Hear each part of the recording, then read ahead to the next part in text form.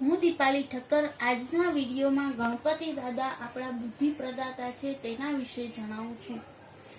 આપણા શાસ્ત્રોમાં ઘણા દેવી દેવતાઓને પૂજવામાં આવે છે। દરેકનું પોતાનું મહત્વ છે। જેમ કે બળ જોઈતું હોય, વીરતા જોઈતી હોય તો હનુમાનને પૂજવામાં આવે છે। એવી જ રીતે વિદ્યા પ્રાપ્તિ માટે, સંગીતની કળા મેળવવા માટે સરસ્વતીને પૂજવામાં આવે છે। પૈસા મેળવવા હોય તો લક્ષ્મીને પૂજવામાં આવે છે।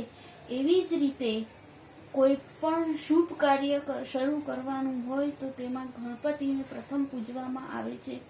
ગણપતિ આપણા બુદ્ધિ પ્રદાન દેવતા છે, એટલે કે બુદ્ધિના દેવતા છે।